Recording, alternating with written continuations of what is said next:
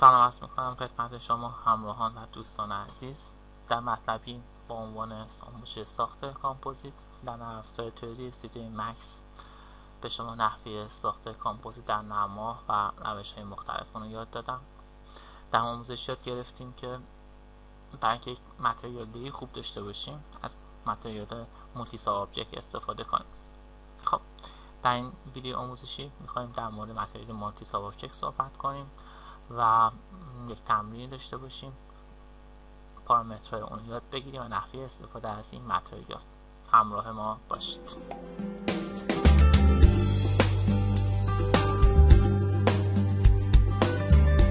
خب متریال مولتی ساب آبجکت زمانی کاربرد داره که ما بخوایم به یک باکس یا یک هش، یک آبجکتی که داریم بخوایم هر وجه اون رو در این مثال یک متریال بهش اختصاص بدیم. اگر در حالت عادی من یک متریالی رو به آبجکتم اعمال کنم، همین وجود اون همین متریال رنگ قرمز به خودش میگیره. مگه بخوام فرضاً این وجه سبز باشه، این وجه آبی باشه، این وجه بنفش باشه و هر وجه ما یک متریال به خود بگیره، باید از متریال مولتی ساب آبجکت استفاده کنیم. شرط استفاده از این و اعمال این آیدی های مختلفی که به پلی های این میدیم، فرضاً این پلی آیدی 1 2 3 4 5 و غیره. خب من متریال مولتی ساب آبجکت رو فراخوانی میکنم که به عنوان متریال بیس انتخاب میشه. قسمت پارامترهاش می‌بینیم که 10 تا متریال داریم که این تعداد میتونه افزایش پیدا کنه یا کاهش پیدا کنه.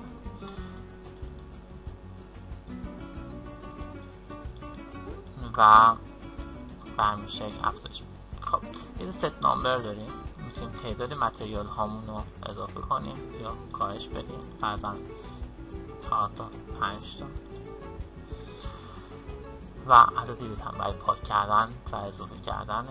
مثلا آیدی داریم که خیلی مهمه، آیدی شما 1 2 3 4 5 که باید رو پلی های آبجکتمون تعریف کنیم و هر کدوم از اینا میتونه یک متریال کامل باشه. من میتونم ویره انتخاب کنم یا هر نوع جنس دیگه، فرضاً که قرمز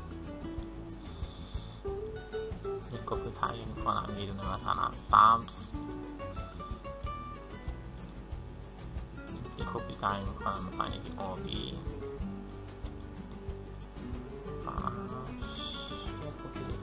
مثلا زرد یا هر رنگ دیگه. هر کدوم از وجود کد آیدی هایی که وجود داره یک رنگ رو گرفت. خب من باکسم رو تبدیل میکنم، میخوام هر وجهش یک متریال داشته باشه، کانورت میکنم به ادیت پلی.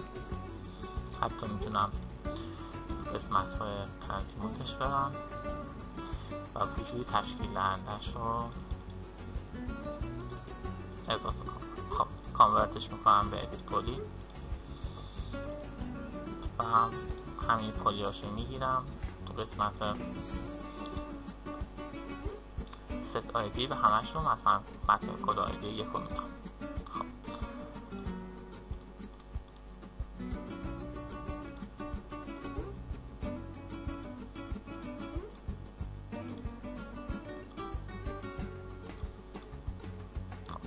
میرم تو قسمت تنظیمات و در قسمت پلیگان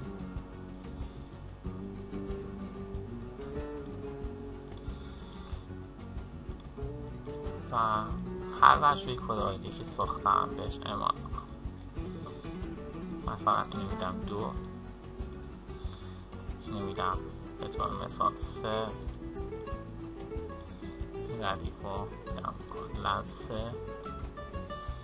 این ردیف رو میدم کلن 5، این ردیف رو میدم کلن 4.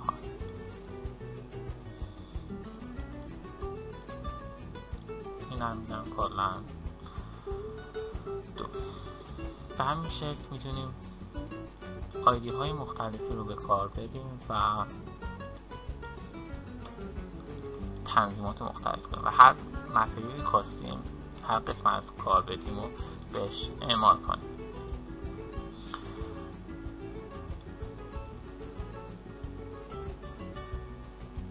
حتی امکانی که هست من این باکس فردا اکسترود کنم. وجوه همین چیزی اکسترود شدم میتونه آیدی های مختلفی داشته باشه و رنگ های مختلفی رو به خودش اختصاص بده. مثلا باشه 4.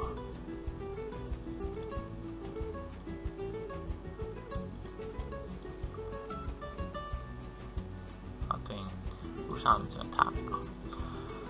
پس اگه یک آبجکت داشته باشیم بخوایم متریال مختلفی بهش اعمال کنیم، از متریال موجی آبجکت استفاده میکنیم.